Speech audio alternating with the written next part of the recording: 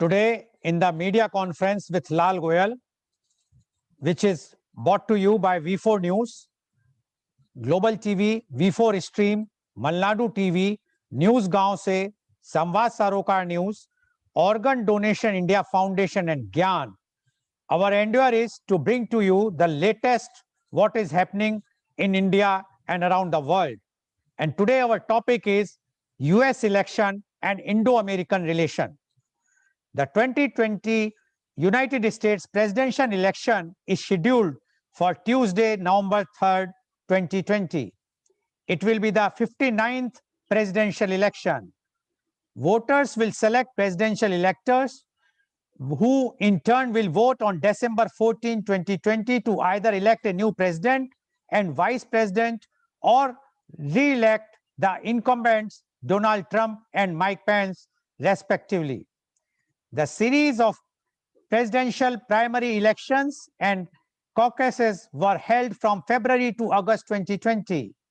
This nominating process is an indirect election where voters cast ballots selecting a state of delegates to a political party's nominating convention, who then in turn elect their party's nominees for president and vice president.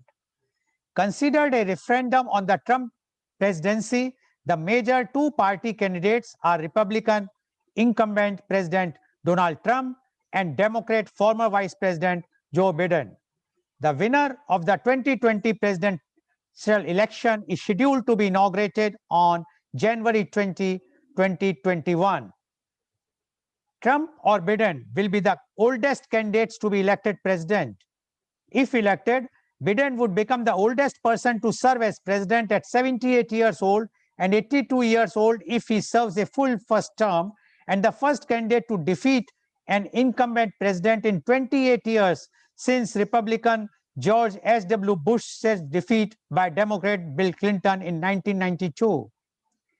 If re-elected, Trump would become the oldest president ever, also 78, and if he serves a full second term, surpassing Ronald Reagan, who was 77 years old at the end of his second term. This is the first presidential election in which both major candidates are over 70. Millions of Americans wary of crowded polling booths during the coronavirus pandemic and energized by an election fight that both President Donald Trump and his Democrat rival Joe Biden have framed as existential are smashing records for casting ballots, whether by mail or in person. The tally by the independent US election project run by the University of Florida said that as of Monday, more than 60 million people had voted so far. That is higher than the 57 million who voted early or by mail in 2016, according to the US Election Assistance Commission website. The relationship with the United States of America matters to India more than any other bilateral engagement, economically, strategically, and socially. American presidents can often make a real difference to the bilateral ties, including on trade, on immigration policies, and larger strategic issues. Prominent leaders of India's freedom movement had friendly relations with the United States, which continued well after independence.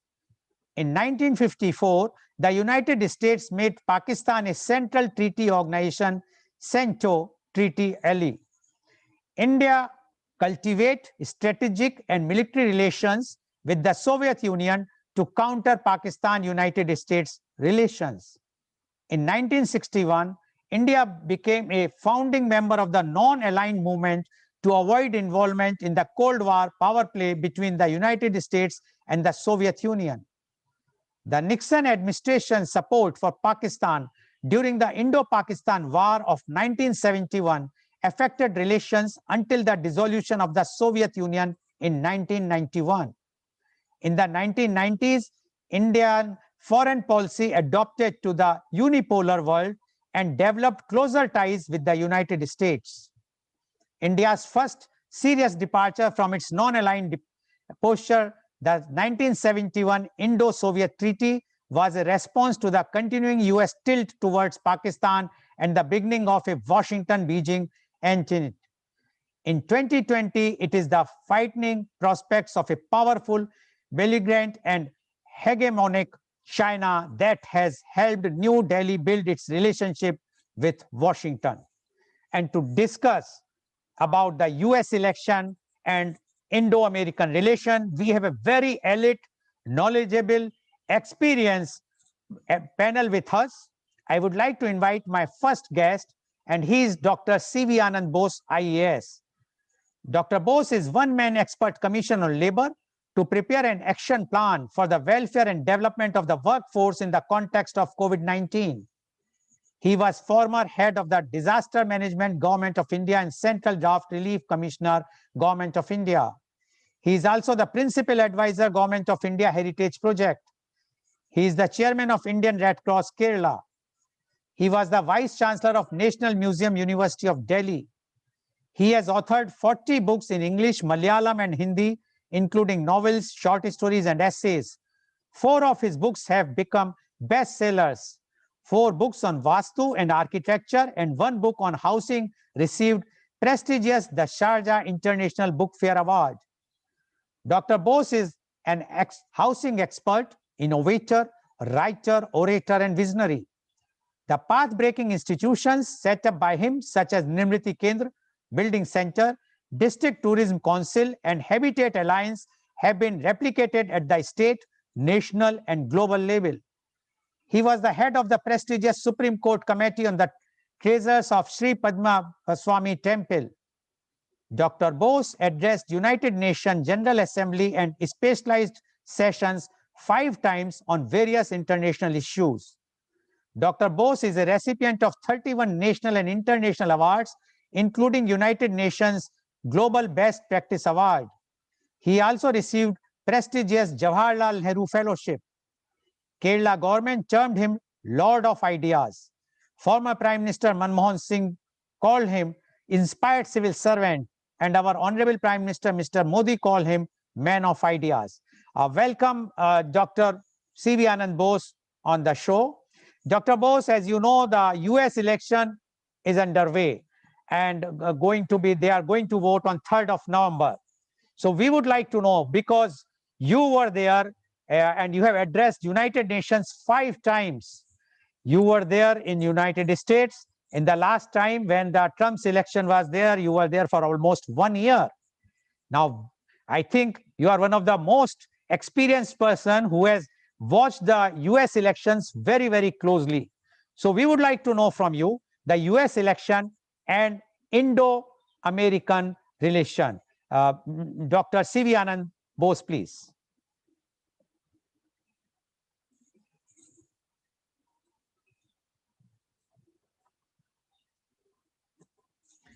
Dr. Bose, please unmute. Please unmute. Yes, please. Thank you. Thank you, Mr. Goel. It is when you mentioned that I was there in US that I can now claim that I witnessed the presidential election when Trump was first elected. Well, all the euphoria, all the enthusiasm, all the rigmarole which happens during an election campaign was all there. Now, how it affects the Indo-US relations, that is the crux of the issue. I would like to draw your attention to one of the landmark happenings in Indo-US relations, that is the signing of the nuclear agreement, the nuclear deal as a civil nuclear deal. At that time, I happened to be in the Department of Atomic Energy, which was handling this. Mr. Kakodkar was the chairman of the Atomic Energy Commission, which spearheaded the discussions with the American government. Now, one thing I would say, in retrospect, the most important landmark in Indo-US relation is perhaps the signing of this agreement. It had a political advantage, even though it was basically for transfer of knowledge and fuel, nuclear fuel, and nuclear reactors to India for civil purposes, not military. I think the permanent result of this has been the political gain which we had from this. I would say there were 2 types of objections to this at that time. One was from the left political parties in India, who said Indo-US relations or no relation, we do not want India to sign a treaty with America. That was based on political ideology. It was doctrinaire in its approach. They said it is a fight between capitalism and communism. Therefore, as somebody humorously said, what is the difference between capitalism and communism? Capitalism is exploitation of man by man. Communism is vice versa. Let it be whatever. The political objection to that was not the important thing as far as we define Indo-American relations. Our scientists felt that this is not going to help India. They felt that this is only a ploy by America to weaken or slow pedal the research that is there in India. You know why they said it? They know very well that uranium is going to be phased out. Thorium is going to be the fuel. And in the case of thorium, India has a near monopoly. Not only the thorium deposits, also thorium technology. Therefore, they felt this is not going to help India in any case. But what actually happened was, even though the technological objection was more strong at that time, and the political objection was ignored, now in retrospect, while I answer your question about Indo-American relation, I would say the political gain from the treaty was much better and enduring for us. Because now, after the Pokhran incident, Pokhran blast, a lot of sanctions were placed on India, not only by America. America went far beyond its call and encouraged or persuaded the European countries to place sanctions on India. Japan also placed sanctions on India. That was very difficult for India to bear. But India's resilience, we were able to get out of that. In 2001, all objections disappeared. That is where I try to link it to the new elections.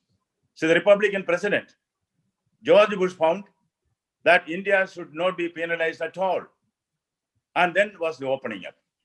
The opening up came not only in the nuclear field, in the political passage. India was kicked out of all the international organizations related to trade and business. We never had got membership. Even lending agencies were told by America not to consider favorably the loan applications from India. From that stage, from 2001 onwards, all objections, vanished into thin air, and the honeymoon with America started there. Now you see, we are having America as the biggest foreign direct investor in the country, and as trade partner, they are second. And opinion polls say that in Gallup poll, yes, their survey has shown that 74% of Americans feel that India is a favorite destination, not only for tourism. India is a favorite country. 74%. They feel that India is the sixth in the order of merit as far as the favorite countries are concerned. Therefore, I would say India has built up an excellent relation with the US, which saw so many ups and downs. As you rightly pointed out, in 1954, when they were taken in CENTO, that is the Pakistan, we moved over to Soviet Union. And now we have played our cards very well. We have the Soviet Union with us. We also have the US with us. Whether it is right or wrong, you mentioned about 1961, formation of the non-aligned movement. In retrospect, it appears that non-aligned movement has not helped in India. It caused a lot of euphoria at that time. And Nehru was considered, Nehru, Tito, and Nasser were emerging as world leaders. They were world leaders, no doubt. But when in 1962, China attacked India, not a single country which belongs to the non-aligned world supported us. Therefore, like they say about the Holy Roman Empire, which is neither holy nor Roman, nor was an empire at all. That is what historians say. Non-aligned movement did not help us. After the dissolution of the Soviet Union, after the Gorbachev experiment, when the world became unipolar, India realized the necessity of drawing towards America also. Now we have America and Russia with us. India is emerging as a world leader. Who said our foreign policy has not been good? In spite of all the vicissitudes which are there, I think India has been able to have its foreign policy and play the cards very well. Now, in this election, you ask what is the impact of this election on Indo-American relation? I would say nothing. See, Indians constitute hardly 1% of the population of America. Of course, we are the second strongest, largest immigrant population there. And voting wise, hardly less than 1%.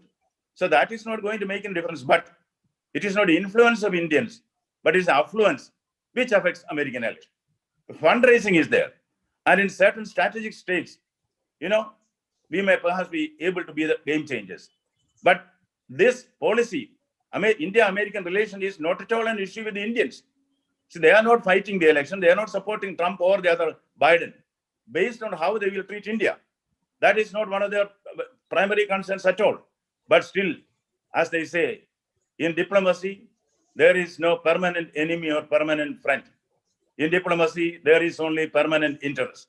As far as India's permanent interests are concerned, it is very important who is elected as a president, because it is a policy which matters, but not the person. But when there is a presidential system, I think the person also matters. I don't want to take sides in an American election now, but I would say that the statistics still show that 56% of Indians are for Democrats and only 15% are for Republicans. But there is also undercurrents. There is a chemistry which is different for arithmetics in elections. This bonhomie between the Trump and Narendra Modi, people say may tilt the Indians towards Trump. It is not because they are tilting from Democrats to Republicans. That's a personal twist. Therefore, I think this Howdy Modi and Namaste Trump may all play a role in influencing the Indian voters. This I am saying because there is already advertisement campaign in which Trump sharing the platform with Modi is there. To counter that, Biden has also issued a part of the manifesto which focuses on Indians. Therefore, I think, yes, India is going global. We are in a position even to influence the election in America. I think let us wait and watch who wins, who loses. That is not the important thing. Whether India gains, that is the important thing. And I hope that India knows how to gain from the world politics. I think in this note, I would leave the floor to my experts who are there. Let me listen to them. Thank you. Thank you very much, Dr. Bose. And Dr. Bose is of the opinion that whosoever will win, whether the Republican or Democrat, India is the winner. And he mentioned that this thing started because he was closely associated with the nuclear deal, which was signed earlier that's for the civil purposes. And he said that at that time, the scientists has objected about the deal because they were of opinion that uranium is going to be phased out very soon, but the thorium is going to be the next happening thing. But they says the Americans were only interested to sell their product, and the scientists were knowing that the thorium is too much with us. We are having almost the monopoly, but it was because of the political pressure and the political gains, which afterwards people realized that this deal was signed, and that's why the turning point towards the US started. And after the Pokhran blast, the sanctions were put on India, and US went overboard by asking other European countries to put the sanction, including Japan has also put the sanction. But when Mr. Bush came, he overruled, and he started overruling all the objections. So that was the era when the Republican Party has started giving support. And he also added that now whosoever will win, because otherwise India is less than 1% is the population which is going to vote, but the influence, the fundraising, and the country matters a lot for US. And that's why whether Mr. Trump has organized Howdy Modi as well as the Namaste Trump in India with the friendship of our Honorable Prime Minister Narendra Modi ji, or Mr. Biden has put up in his manifesto importance of India relationship. So this shows that India emerged as a global leader. So according to Dr. Bose, whosoever will win, India is going to be the winner, because now India gained that position where whether it is Republican or Democrat, they all realize the importance of India. Thank you very much, Dr. Bose, for giving your opening remark about the US elections. I'm sure that the viewers will now know what is the condition of Indian, at least the country wise, in the US elections. Now I would like to go to my next guest. I invite him. He's Dr. P.K. Abraham. Dr. P.K. Ibrahim is the turnaround strategist and inspiring leader. He is the CEO of True Coat Paints Kochi. Dr. Ibrahim was General Manager of Fertilizer and Chemical Travancore, popularly known as FACT Limited. He was Managing Editor and Managing Director of Rashtra Deepika, which is the first Malayalam newspaper. Director of the famous MacFast Business School in Kerala and Dean of Xavier Institute of Management, Bangalore. He is an icon of success for many leaders in media today. People who had worked with him had flourished in their careers in various fields. He encouraged warriors and worked with them to revive the project successfully. Welcome, Dr. Ibrahim, on our show. Dr. Ibrahim, you heard what Dr. Bose has mentioned, and his the mantra or his crux is that whosoever will win, whether Republican or Democrat in US election, India is going to be the global leader. And now Americans, both the parties have recognized the importance of the Indian country, Indian leadership. Now, we would like to know from you the US election and Indo-American relation. Dr. P.K. Ibrahim, please. Thank you, Editor Goel, my fellow respected panelist, Dr. Bose, Dr. Agarwal, and my friend Arun Lakshman. When Dr. Bose was taking us through the various phases of Indo-American relations and its development, one thing it came to my mind suddenly, while I was a student and also later working in the field of agriculture and food, the PL 480. I know that you all remember, especially the old people like me remember the PL 480, because India was at that time in 60s and 70s, I am saying, even in late 50s. India was looking for food because we had a food deficit country, and we were importing massive quantity of wheat from Canada and much more from United States. And the PL 480, Public Law 480, I think PL 480 is the Public Law 480, shipments coming, and it was dubbed as we live from ship to mouth or ship to kitchen. Okay, that was, then there was a lot of phases in Indo-American relationships, both good and bad, both positive and negative, which was explained by Dr. Bose as a person who was closely related or closely was an actor or as a participant in all those relationship building time as a close player. So I am not, but now I find that of all the relationships India has bilateral with other countries, the relationship with the United States, US is one of the firmest and most firmly founded relationship. Positive way, I'm saying about the positive way of relationship. Though in the travel, in the journey, there was many places in which it was negative, like we were tilting towards the Soviet Union, and we thought that it was better that we should be in the left side of America. But now it turned for the last several years that one of the firmest allies of India is the United States. Now, why are we so firmly in that? The reason is not apart from the superficial. There are fundamental identities, fundamental ways in which India and America goes together or in the play in the same plane, have the same programs, the same ideologies, the same founding principles. The first thing, if you look at the political system, everyone knows, I don't have to explain that America and India has the almost similar political system, multi-party or more than one party, people directly elect and then they elect the lawgivers. In America, it is the presidential system. In India, it is the parliament and indirectly elected prime minister by the parliament people. At any rate, it is the political system, people's democracy. It is one of the, India is the largest democratic system, political system. Next to that, in the terms of the population, it is the United States. And our governments are similar. We have the rule of law. We have the parliamentary system, the law makers, our parliament, like their Congress and the Senate.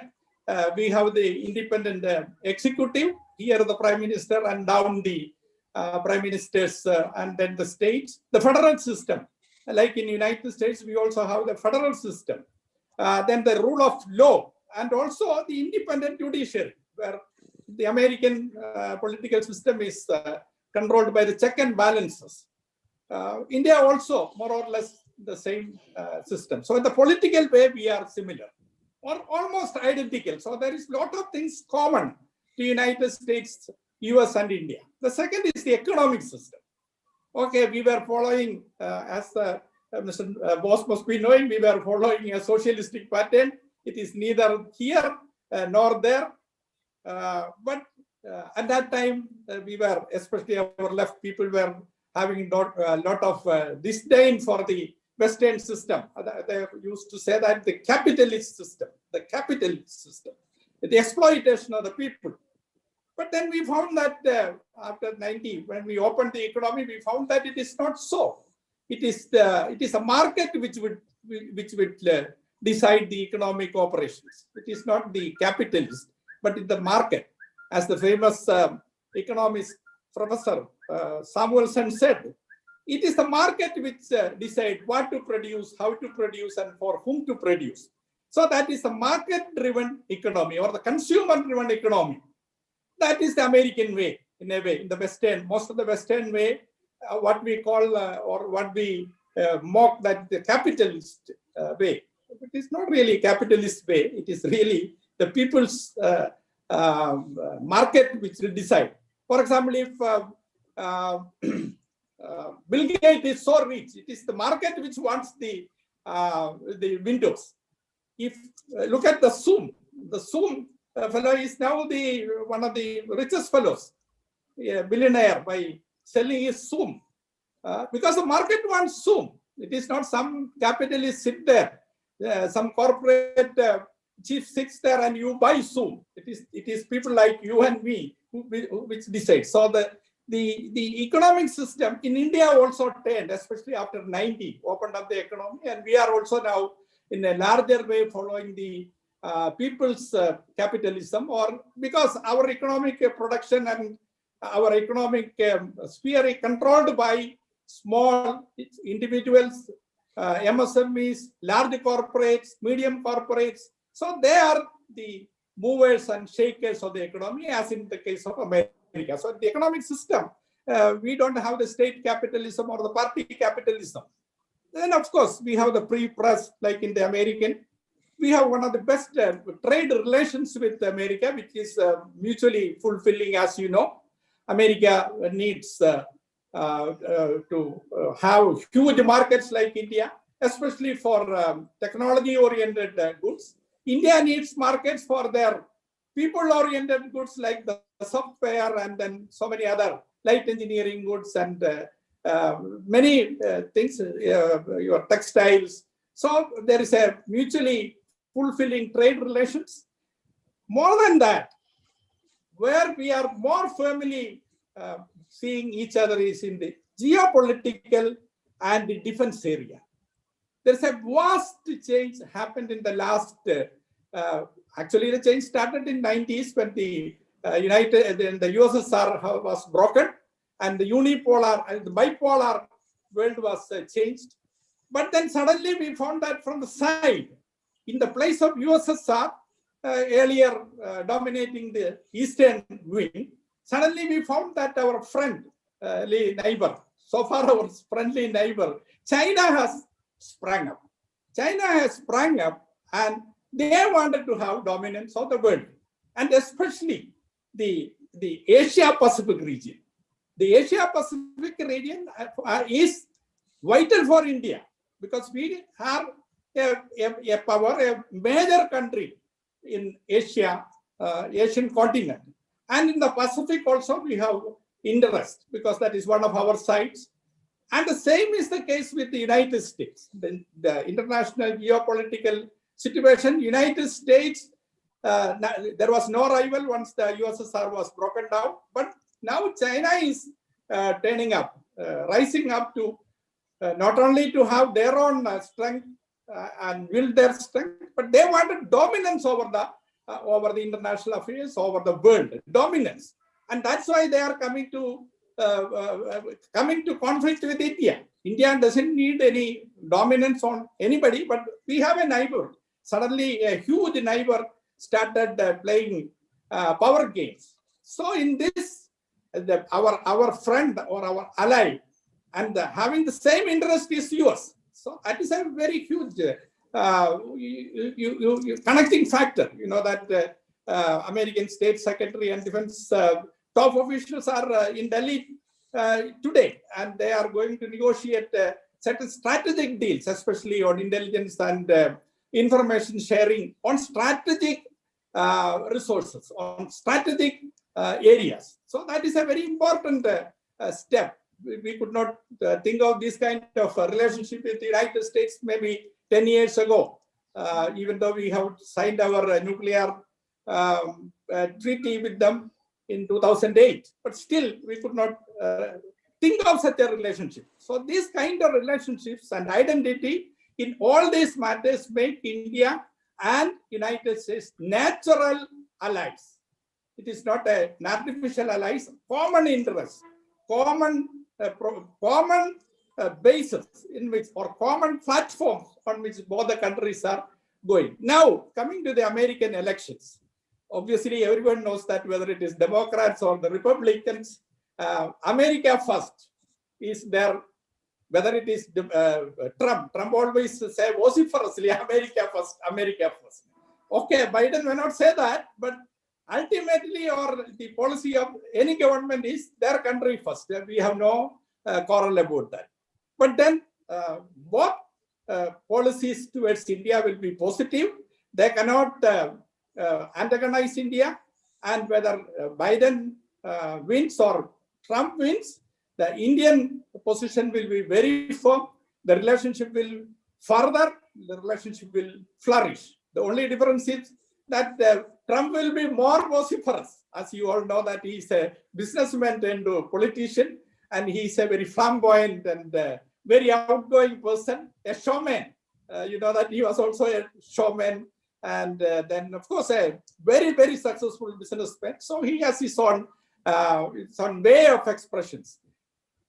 On the other hand, Biden is all through a very, very civil politician throughout. And he's a very mild, at the same time, very firm with his policies. He has his own, both are. If you look at Biden, he is a central left. If you look at Trump, he is central right. That is the difference. That is the only difference. Otherwise, as far as the policies are concerned, programs are concerned, international relations are concerned, both are almost similar, except Biden may say that we value more on climate change, we might value more on racial relationship, and all those kind of soft matters, value systems. All these are there, but that is not a big difference. So to conclude that, what I am saying is that whether Trump or whether Biden wins in this election, which we are going to know shortly, as far as India and Indian interests are concerned, it is firmly protected by whoever is the president, and more than that, the very powerful Indian diaspora there.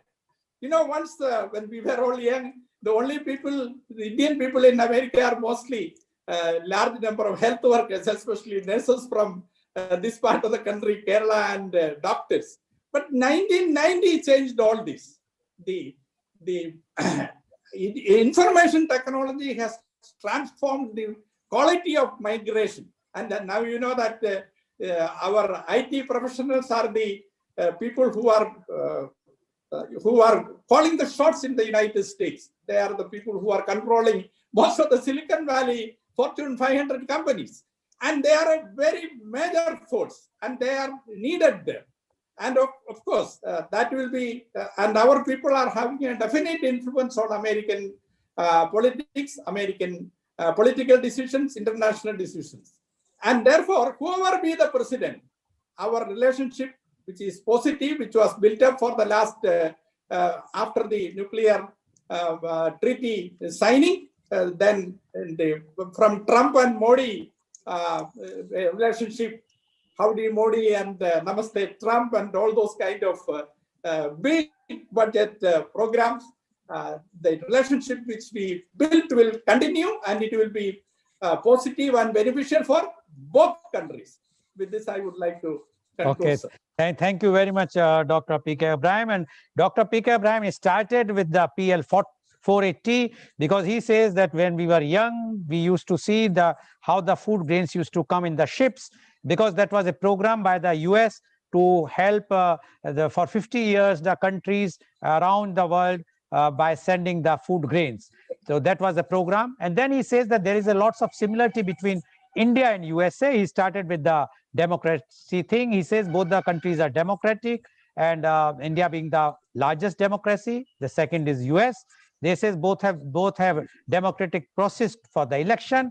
Only difference is they have a presidential type of government. We have a parliamentary, or the prime minister who was elected by the parliament. There the electoral is elect the president.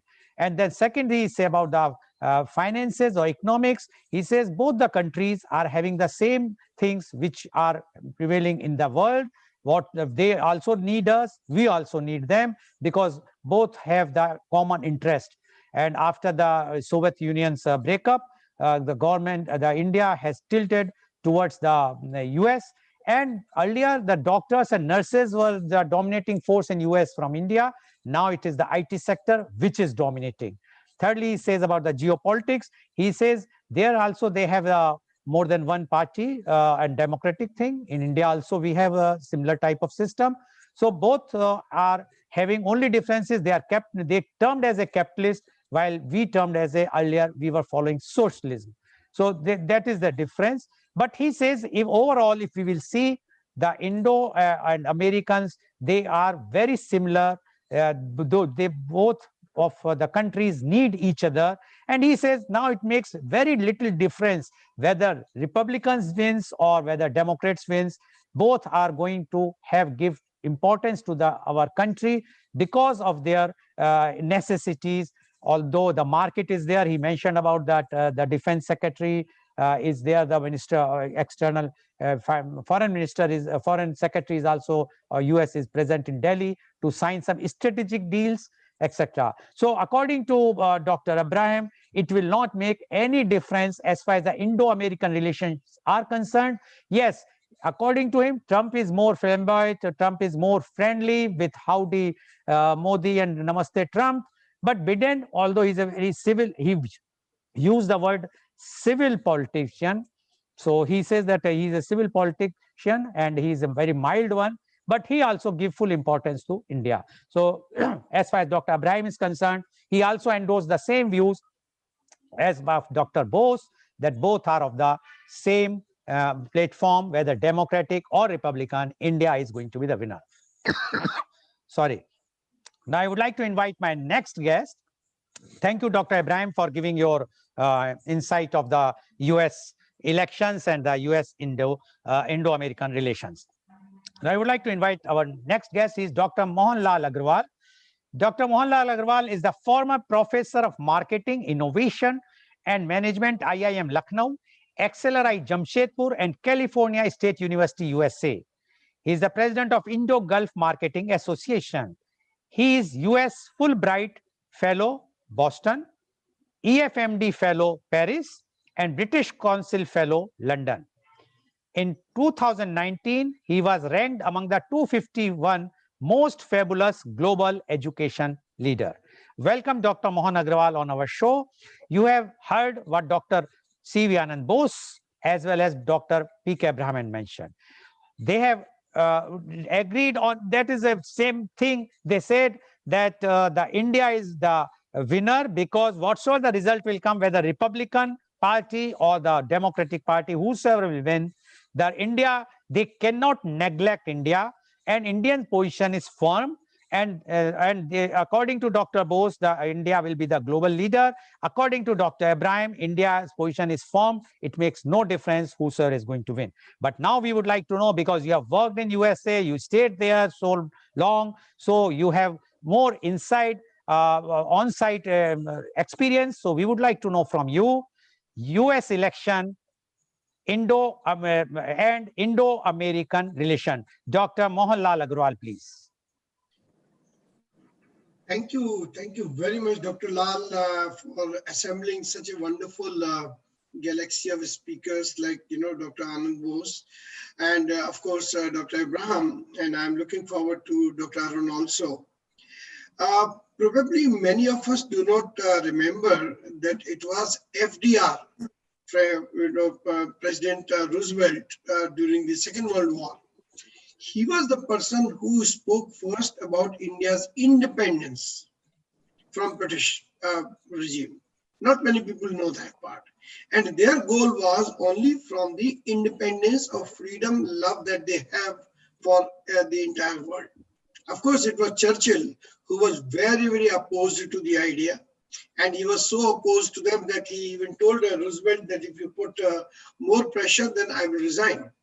So as a result, Roosevelt backed off. But the fact of the matter is that the US was in favor of India even in the 40s when we were struggling. Thereafter things changed because of 1942 Quit India movement, and then many other things happened. And US was all the time with us.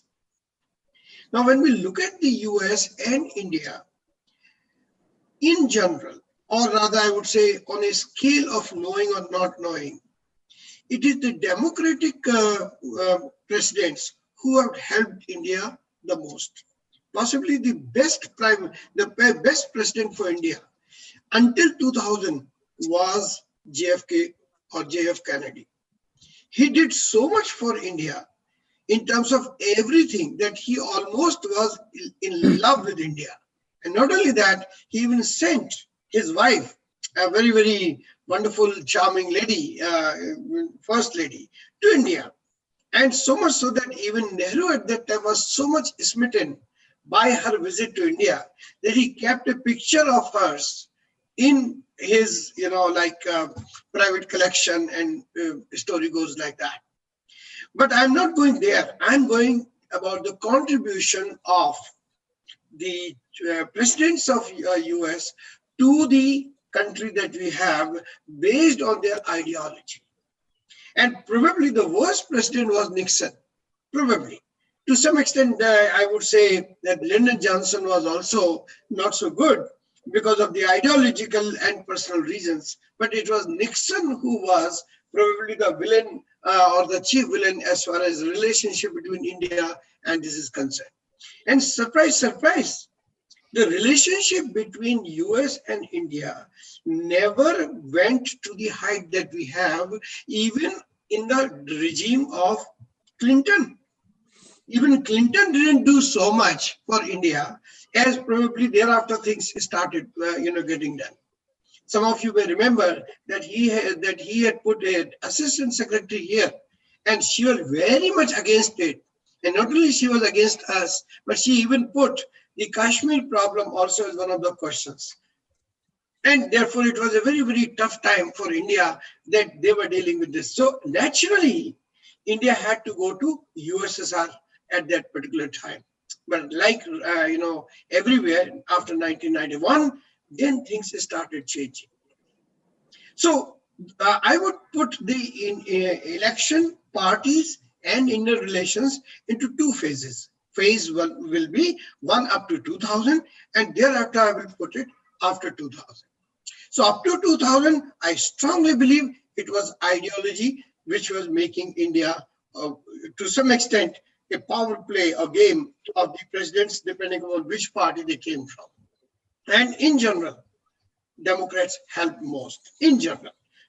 Of course, the other Republicans also helped to some extent, but not to that extent as JF Kennedy was there. Even Carter, when he came, and when Morarji Desai and Carter, they both were very much, close to each other because of the democracy and all that. Even then, Carter wasn't able to help us that much as we did. And then, as I mentioned already, that this, lady, Rebecca, came in the regime of, who was a friend of Clinton, as it was called, but still, she created a lot of problems for us. I think the best president so far in terms of Indian relations has been President Bush. The second Bush, not the first Bush, but the second Bush.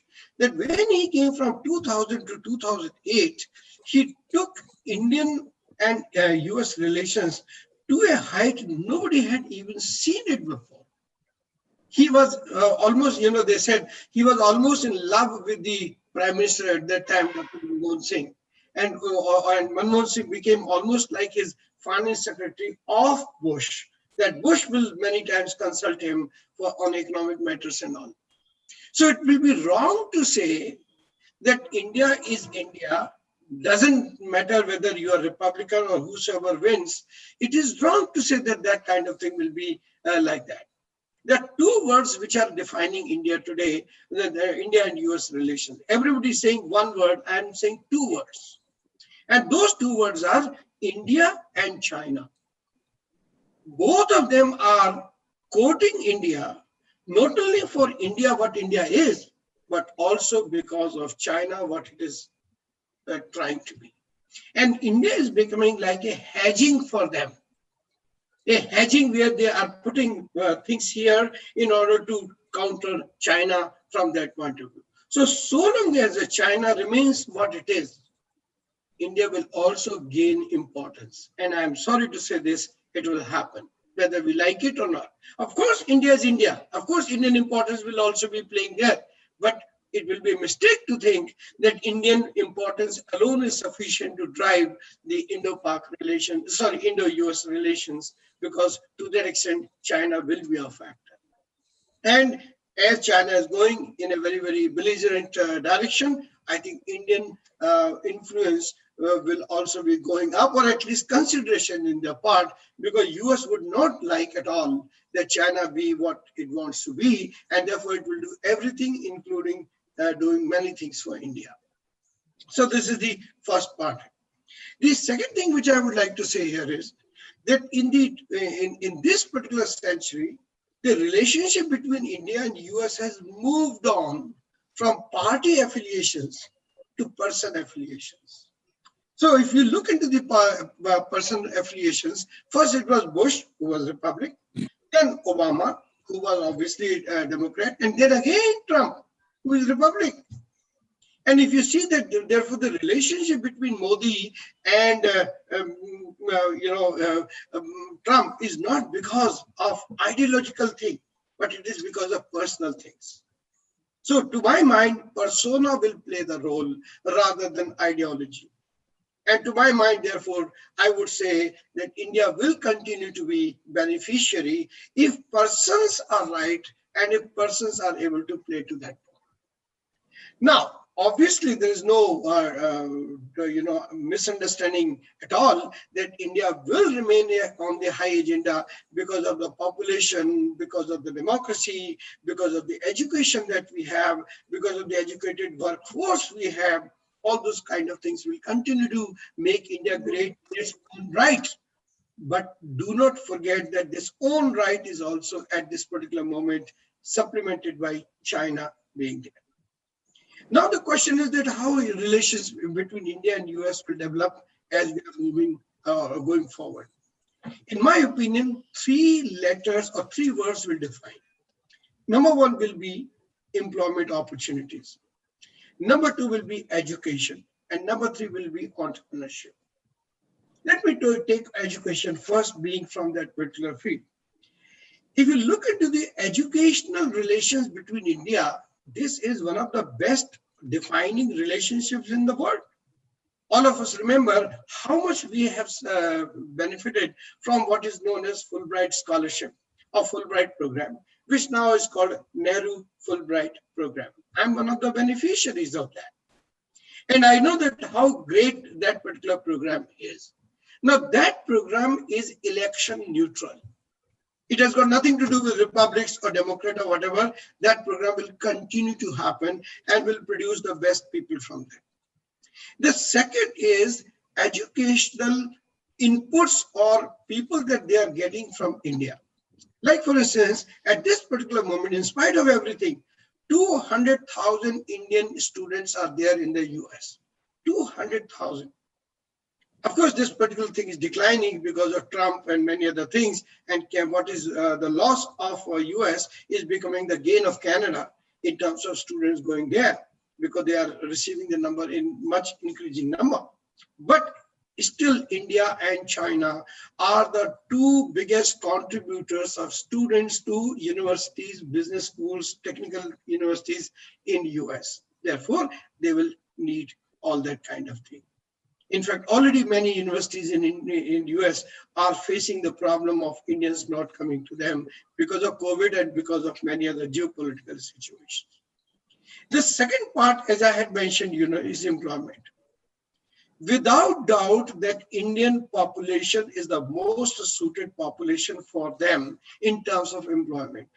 That is why this work visa, H1 visa, and all those kind of visas became such a big issue, both for every president, whether it is Trump or whether it is Obama or whether it is Bush. Because Indian population or Indian people are the best employment or employees for them in terms of English education, in terms of technical education, in terms of hard work, as well as in terms of flexibility. All those things make Indian worker the best worker for them. Then comes the third part, which I mentioned, entrepreneurship. Probably many of us know, probably we do not know, and that is that, most of the franchises, this one is held by Indians, mostly Gujaratis.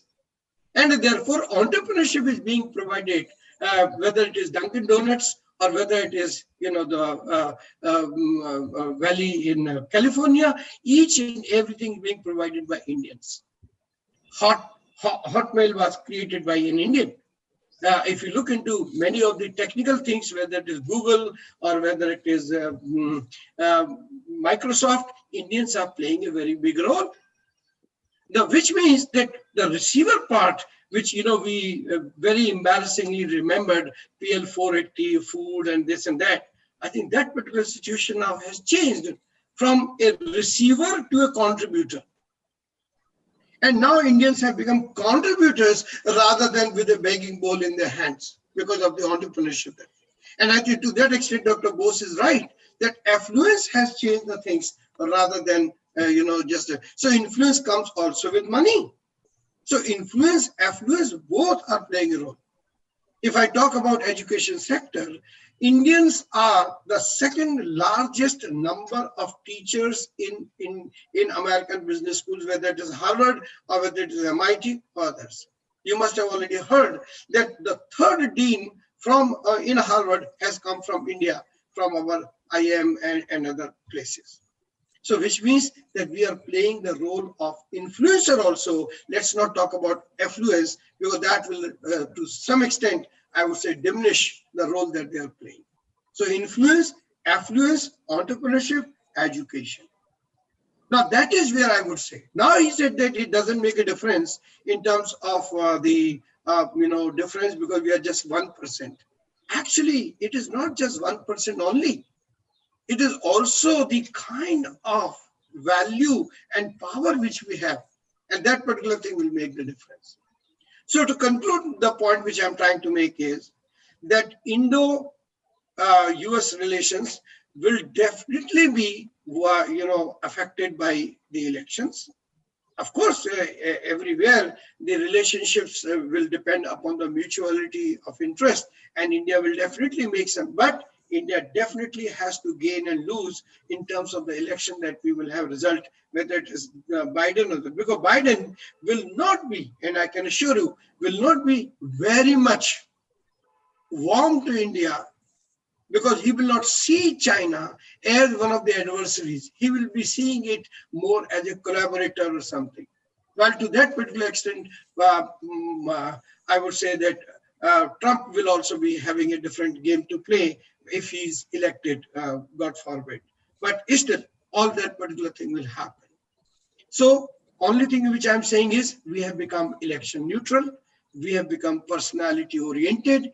We have our own importance, but we also have a geopolitical factor in our favor, and that is China.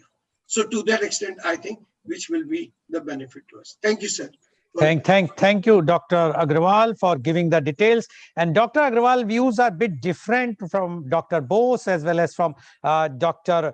Abraham, because what Dr. Agrawal says, he says it will make a difference if the Republican or the Democrat, whosoever will win. Definitely it will be different. He has given the details, which I would not like to now give in because of the paucity of the time. But his crux is that if the Democratic will come or Mr. Biden will come, definitely his inclination for India will not that much, which is going to be of the Trump, because it is a personality. He says now the personality plays more role, like Mr. Trump's and his relationship with our honorable Prime Minister is there. So he believes that the Indian-US relationship will definitely be affected by the person who is going to win. And so we have to wait for the election results, then only we'll come to know. But his views are very clear. Thank you, Dr. Mohanlal Agrawal, for giving your independent views about this. Now, I would like to invite my next guest, and he's Mr. Arun Lakshman. Before that, I would like to ask Dr. Bose. Dr. Bose, you have given me time that you want to leave at 11:30. So shall I come to you first, or shall I take a liberty to go to Mr. Arun Lakshman? Whatsoever you say, because you have already told me in the beginning. Please unmute. Please unmute, Dr. Bose. I will listen to Lakshman. Okay, fine. Thank you very much, Dr. Bose. Now I would like to invite Mr. Arun Lakshman, our new guest. He is the Director of Center for Policy and Development Studies. This is a think tank based out of Chennai and Thiruvananthapuram, focusing on social, economic, political, and strategic studies. He is a freelance journalist and was former Kerala resident editor of the Pioneer newspaper. He was officer on special duty to Minister of State for Law and Justice in Vajpayee government. He worked with the New Indian Express, Sea Voter, opinion poll agency, Rediff.com. Welcome, Mr. Arun Lakshman. Mr. Arun Lakshman, you have heard what Dr. C.V. Anand Bose, Dr. P.K. Abraham, and Dr. Mohanlal Agrawal has mentioned. And according to Dr. C.V. Anand Bose and Dr. P.K. Abraham, it will not make any difference whether the Democratic or Republican president will be elected in the US, because India's position is very strong, very firm, and they all know that India is such that they cannot avoid India now at all. But what Dr. Mohanlal Agrawal says, yes, Indian position is very strong. India can influence. Now, everything is there, but there will be a difference, because the Democrat election, if he will be elected the president, he will have not that much soft corner or that much strong relationship with India as of the Trump. So these are the views which have been expressed by our earlier panelists. Now we would like to know from you, US election and Indo-American relation. Mr. Arun Lakshman, please.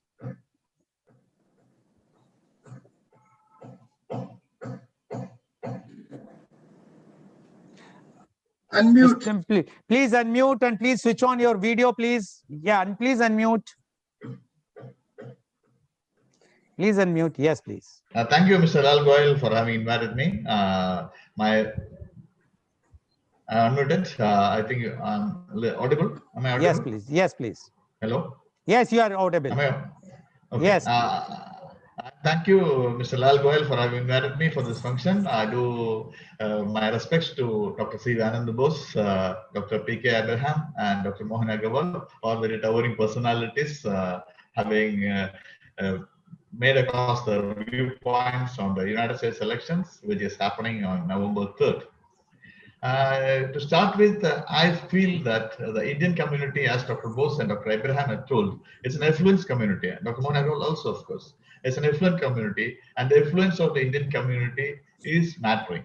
And the Indian community is a very important community in the United States as far as education is concerned, as far as employable workforce is concerned, and as far as India is an emerging economy. So I read somewhere that the Indians have been given more respect after the Howdy Modi and the Namaste Trump function, and I do feel that there will be a difference. There will be a difference in the results of the United States elections, and I do also feel that just like as Dr. Mohan Agrawal told, there will be the Biden will not be as warm as we have been expecting for the past 4 years in the Trump administration. And I think that the Democratic soft corner towards India will not be as much as the present president and the present Republican government is having towards India.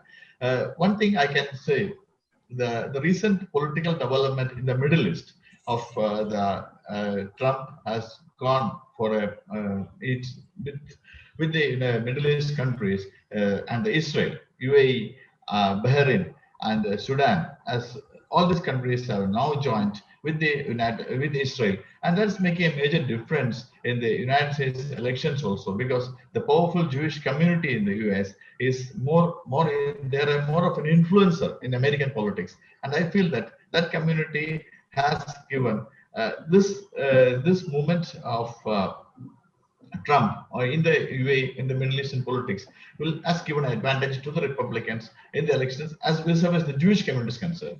Second, the Jewish community, I think the influence of the Gujarati entrepreneur community and the Indian community is very hot in America. India has delivered, it seems. So I think that the coming back to what Dr. Mohanlal Agrawal told, I think there will be a difference in the results of the American elections, and the Republican candidate, presently Donald Trump, if he is re-elected, he will be more warm and he continue with the policies of towards India. And one more thing, with India is facing a very big threat in our border on the LAC with China, and the belligerent China has been coming towards India. They have come to try to dominate the geopolitics of our region. Especially, they are having relations with the Sri Lankan government, the Maldivian government, and the Bangladesh also. They're influencing and try to encircle our country. And we have a major solace with the Kuwait, America, Japan, Australia. That thing that in the South China Sea, that will be a very important thing. And I think if the Democratic president is coming to office, there will be a rework in the strategy, and there will be more of a Chinese engagement than what now the President Trump is doing for this country, or rather the Indian policy with the US at present. So there's a major feeling among the Indian community in the United States that the American president's election with President Donald Trump will be more suited to Indian interest than the Democrats of Joe Biden. One more thing I can tell you: the running mate of Joe Biden, Kamala Harris, is of Indian origin. Even though she is of Indian origin, her contention has always been that she is a black. That's a very interesting point, because she wants to send across the world a message to the world that she is a black, and that she is contesting as a woman, a black, and she is contesting elections on that card. And unfortunately, she has made some points which were not of that interest to our interest on Article 370 and the Kashmirian issue. So that mainly, as Dr. Anandabose rightly said, 51% of the Indians are Democrats, or only 15% is voting for the Republicans. But however, there will be a major difference because of the personal equation that President Trump is having with the Prime Minister Narendra Modi. The Howdy Modi and the Namaste Trump has given that to the American countrymen. And I think that rather than Kamala Harris and Joe Biden, there will be more of an interest for Indians towards Donald Trump this election. Two things. One, the personal relationship between Narendra Modi and Donald Trump, and secondly, the the coldness of the Democrats towards the Indian interest and the Indian diaspora. Indian diaspora, of course, Indian diaspora will be more is a very powerful workforce, a very powerful entrepreneur community, and all those things are there. Even then, I think the personal relationship as given will make a difference in the Indian voting pattern. And coming back to my point earlier, that strategic interest of India will be more affected by the Trump administration, because Trump has been showing more of interest in the Chinese issue rather than more than supporting India. Maybe it's because to put a brake on the Chinese bandwagon, which is moving trying to move unstoppable. That may be the reason why Trump is putting more of a support to India rather than the pro-Indian policy. Maybe it's anti-China policy. Anyway, I think these two parts will affect the Indian voters or the Indian interest in the US election. Thank you. Thank you, Mr. Arun Lakshman. And according to Mr. Arun Lakshman, he agrees with Dr. Mohanlal Agrawal. He says yes, it will be a difference if either if the Democrat or Republican will win. That according to Mr. Arun Lakshman, if Democrat will win, they will not be that much favorable India as Republican Mr. Donald Trump. And he has given the reason, but his foremost reason is that because of the personal relationship between Mr. Donald Trump and our Honorable Prime Minister, Mr. Narendra Modi, that is the main key factor in this, that if Republican wins, then India will have the same position what they were enjoying earlier, or rather better. But if Biden will come, and he has also mentioned about Kamala Harris, although she is originally from India because of her mother, but he says that she is not projecting herself as an Indian, and she has given some statements on 370 and Kashmir issues, which are unfortunate. And that's why we feel that according to Mr. Arun Lakshman, according to him, if Republican will win, definitely it will be advantage India. Thank you very much, Mr. Arun Lakshman, for giving your assessment. Now I would like to go to Dr. Bose because he has to leave. Dr. Bose, my question to you is, you have observed very closely the US, because you have addressed 5 times the United Nations on different topics. You were in the nuclear atomic energy department, and you were one of the key factor while we signed the nuclear deal, as well as you were there in the last Mr. Trump's election, and you have observed everything. What is your assessment now? As you have mentioned that there will be no difference, but what you feel, who is going to have the advantage to come to the power, and in turn, will they change their policy towards India, or it will be better now if let Mr. Trump will come, whether the Indian relationship will be better, or even if Mr. Biden and Kamala Harris will come, they will also change their tone and they will try to have more good relationship with India. Dr. C.V. Anand Bose, please. Mr. Goel, there is nothing static in international relations and diplomacy. There is an essential dichotomy between theory and practice in diplomacy. Therefore, I agree with Mr. Agrawal also. It's not the party that matters, but the individual which matters. I would amend it. The proof of the pudding is in the eating. See, theoretically, we feel Indians are supportive of Republicans. Republicans will help us. Democrats will help us. Trump is supportive of us. Trump is Republican. Therefore, Republicans will help us. Actually, this is not the formula which actually works. You see, Mr. Agrawal has rightly pointed out, I think the American president who was most, inclined towards India was John F. Kennedy.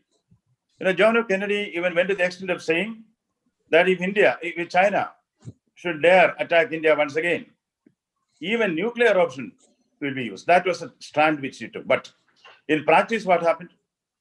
When India was engaged in a bloody battle with China, the aggressor, what could America do? They were still with us. They were supporting us. Their mind was with us. But Kennedy, even the most powerful person at that time, Kennedy could not do anything because there was a serious crisis at home, the Cuban Missile Crisis. So when your house is on fire, You can't think of dousing the fire in somebody else's house. But in practice, we could not get the support of the American government, even though the president was very much in favor of us. And number two, that is a Democrat. Now the Republican, Nixon. So Nixon was against India. And the reason for it is given in a book which I read. I don't want to put it across here. Ms. Agarwal will know it. He used expressions which in America they are called expletives about Indian Prime Minister Indira Gandhi. He was against India because he didn't like four-letter words were used. Yeah, exactly. Yeah, exactly. That's why I did not. I said No, you're right. You're absolutely yes, right. unparliamentary words. So he felt. Yes. See, there you see, it is not the party but the individual it matters. This Republican individual did not like the Prime Minister of India, so he sent the Enterprise. When we were engaged in a thick battle and we were winning, to threaten us, to intimidate us, the nuclear aircraft carrier Enterprise was sent to the Bay of Bengal by the Republican president. Then again comes another Republican president who lifts all the sanctions against Bush. So naturally, the proof of the pudding is in the eating. In the international relations, theoretically, yes, it doesn't matter who comes to power there. But practically, the disposition of the person who is on the throne, on the chair, is important. That's very, very important. And secondly, having you said about my association with the nuclear treaties. I would say that whether it is Republican or Democrat, I was in charge of negotiating the treaties, not for the nuclear deal with America, but there is a bigger deal, which is for fusion energy. World's second largest, experiment in which all nuclear countries are involved is the fusion energy, ITER, International Thermonuclear Experimental Reactor, ITER, which is in Cadarache, France. America is a partner, Russia is a partner, China is a partner, Japan is a partner, Korea is a partner. All the Euratom countries are there, India is also there. At that time, we had excellent relations with America. But in the negotiation table, what America does is they will listen to all of you and see what is the consensus which is emerging. Normally before the words are written in an agreement, there is a lot of discussions. We emerge at a consensus, then only we put it in black and white. The American strategy is that they will listen to whatever is the consensus, then they will say something else. Because there is a tendency among the Americans, especially the conference table, to assert their views on others. Therefore, this kind of nature cannot easily change, irrespective of whether the head of the state is in your favor or not. There's an ethos for the country. There's a national character. Whereas India's national character is always give and take. America's national character is take and take. So that we cannot undo. But in the present context, it is not the pronouncements by a particular president, but it is action that matters. In the case of Trump, he might have said certain things here and there, which he would have avoided. But of course, he did not use expletives against India. What he does, see, our prime concern, and Agarwal has also stated it, what determines the Indo-US relation is not going to be this election. What determines the Indo-US relation or the future will be China. How powerful China emerges. How it asserts. How does it affect the interests of America? There, if they feel to counter a strong China, a strong India is required, then America will be with us. Secondly, as Nixon said, Nixon visited China. It may even happen from what Biden is stating. If he does not have much regard for India, he may even feel, why not align with China? It can happen. See, so many things can happen in international politics. Even miracles can happen. If we can take a serious things in a humorous way. You may remember the strategic arms limitation talks, SALT. Nixon was there with Brezhnev. Brezhnev at one point of time said, I can even agree to destroy all the nuclear weapons of Russia. What a great offer. Again, unipolar, but on one condition. What is that one condition? He told Nixon, you should agree that God is a communist. What a difficult choice. And he said, how can I? Please understand, Mr. Brezhnev. See, I assume office, swearing on the Bible. How can I say that God is a communist? How can I do that? Kissinger showed him, no, don't back out. Get some time. Then Kissinger said, you can easily agree that God is a communist. And Nixon, how? Why? See, in the beginning, there are only two persons, okay? Adam and Eve, right? They did not have anything to eat, only fruits and berries, yes. They had no clothes to wear, only fig leaves, yes. Still, they were made to believe that they are in paradise, which means God must have been a communist. That is why the treaty was signed. Now, jokes apart, when it comes to the real politics, Mr. Agrawal also was underlining the real politics. The real politics is where your interest lies. If you feel that a stronger China can be countered by a stronger India, then America will be with us. Suppose America is not with us. You see, equations are changed. There is one powerful enemy which we are ignoring, one powerful enemy of China, whom China is scared of. That is Japan. You know, the same Japan which had sanctions on us after the Pokhara incident is now with India. You know, if America will see that also. A strong India and a strong Japan may be a much more effective deterrent to China, and China knows it. History has told them. Therefore, I would say we can only wait and watch. The American election is only a temporary phase. If Bush comes or a president who is inclined towards India comes, it's good for India. Even otherwise, the circumstances, the essence, the inevitability of world politics will decide what is the shape of things to come. And one more point, Kamala Harris, she's flaunting that she's an Indian. She forgot it earlier when she was with Pakistan, vociferously supporting Pakistan, and said that she will support the movement in Kashmir. She wanted an independent Kashmir. Where was she an Indian? And then unnecessarily, see, decency and decorum demands that you do not interfere in the internal affairs of a country. She questioned the Citizenship Amendment Act, and it was very, very irregular and unstatesmanlike. Probably at that time, she did not know that she is going to be a candidate. At that time, she was flaunting on her black credentials. Now she is flaunting, my mother was strong, my mother was from Tamil Nadu, my mother was this, my mother was great, my father was a freedom fighter. Now she wants to be Indian. If I don't want to say politics, but to make things clear, there is a good Kamal and a bad Kamal. A good Kamal has bloomed in India. The bad Kamal need not bloom there with Indian support.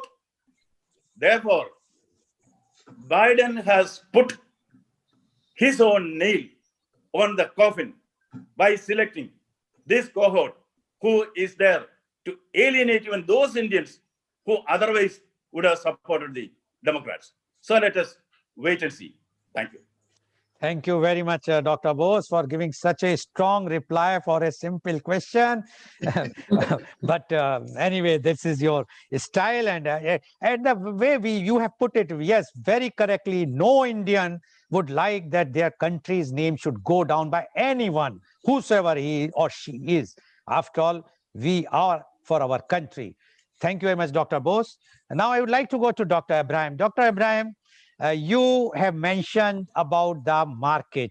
You are basically, and you said that the marketing and their defense secretary or the other foreign secretaries are in Delhi. Don't you think, Dr. Abraham, their relationship or the US and India relationship is nothing but it is based on the consumerism?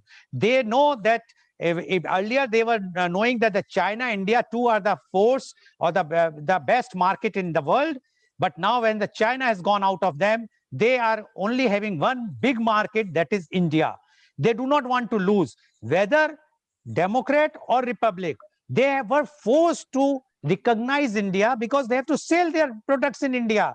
And this is not from now. If you see, even the time of Pakistan, Indo-Pakistan war, The F-16, they have supplied to Pakistan, and they were supplying to us also. They were giving arms and ammunition to us. So it is a policy of USA just to create rift in two countries and to see to it that their products will always go, and whosoever will come, they are thinking, yes, there are some exceptional presidents who have their some personal egos. Otherwise, their policies are very clear.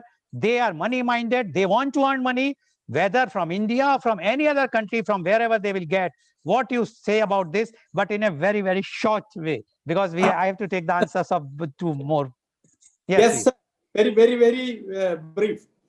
I told you in the beginning, in my introductory remarks, that it is the market which decides the economics. It is the economics which decides the politics. The famous banner put in the campaign headquarters of, I think it is Clinton. It is stupid, the economy, which decides the politics. So when the market is where the economy is decided and the economy decides the politics, the market is in China and India. The global market is in sizable number in two big agglomeration of people. One is China and India. There is no doubt. China 130 or 140 billion, and India almost catching them in that number. The present situation, they know that there is a lot of conflict between China and the United States. Obviously, China wanted to dominate the world, and where the US was already dominating, so they cannot allow. So you, according to you, they want to go to India because of the market, correct, Dr. Brian? That is one reason. For their economic development, they need India, because now they don't have that kind of acceptability in China. Second, Dr. Abraham, that it is the no country has permanent friends or permanent enemies. Only permanent. Okay, Dr. Abraham, sorry. Tells for India as well as the US. Okay. So, when India is to be with them for their interest, they will be with us. Okay. Thank you very much. Yes. Dr. Mohan Agrawal, my question to you is: you are saying that Democrat and it will be a different. But as Dr. Abraham also said, the market, you mentioned about the education. They are only interested to take the best brains. They will take them. They allow them to be there, take their citizenship, and then they provide the Nobel Prize, or they will get those persons. What education we are talking? How many Nobel Prize we got? Very short answer in 30 seconds, please, Dr. Mohan Agrawal. Sir, in 30 seconds, we need to do only two things. Number one, invite as many American or international students to India as possible. Right now, there are only 4,000 Americans. Okay. Then second. Number 2 point, I would like to say that please create a lot of investment opportunities for them to come, and as a result, they will also develop their interest. Education and investment. Okay, thank you. Mr. Arun Lakshman, you were saying about Biden will be like this and that's. How come Trump has used the words filthy for India? He is having no right. It might be filthy or no filthy. No one has a right to derogate our country. Number one, he has even used he said that India is hiding the coronavirus cases. In the first debate and the second debate, he used the word filthy. Do you think he's a friend, or he is a friend for his convenience? When the convenience, howdy Modi or Namaste Trump, and when comes the reality, he is abusing us. What you say? That one is correct. He should not, he never told filthy or hiding a corona. That's very true. But my point is that the long-term diplomatic and long-term strategic issues, India will be, it's a receipt of convenience, as just Dr. Anand Bose told. It's a convenience. It will be a convenient thing. And if a powerful India is there, they will also show that power to us. But Joe Biden and Kamala Harris is running mate. I was telling from my point that Dr. Anand Bose has also corroborated on that. Okay, thank you very much. So today you have seen the views of the experts who have seen the Indo-US relationship very closely, and they says whatsoever will be done, India is a gainer. And because now India is in that position, one factor is China, other factor is India has developed in so many years. So basically, India is gainer. It will not that much difference whether whosoever will come, but India will be the leader, global leader. Thank you very much, all of you. And today's program, which has been live telecasted by V4 News, Global TV, V4 Stream, Manladu TV, News Gaon se, Samvad Saroka News, as well as it was shown live on Facebook and YouTube. And our endeavor is to bring to you every day a new topic. And tomorrow our topic is media conference with Lal Goel, Vastu and modern architecture. And our panelists are Mr. Arun Nayak, Vastu Shastra exponent from Noida, Dr. Sudhir Sharan, former visiting professor, IIM Lucknow and University of Texas of Dallas, USA, and Miss Ankita S., founder A-Works Design Studio, Bangalore. So please tune tomorrow. And thank you very much, Dr. C.V. Anand Bose. Thank you, Dr. P.K. Abraham. Thank you, Dr. Mohanlal Agrawal. And thank you, Mr. Arun Lakshman. And thank you, all the viewers. And please join tomorrow at 10:30 a.m. for media conference with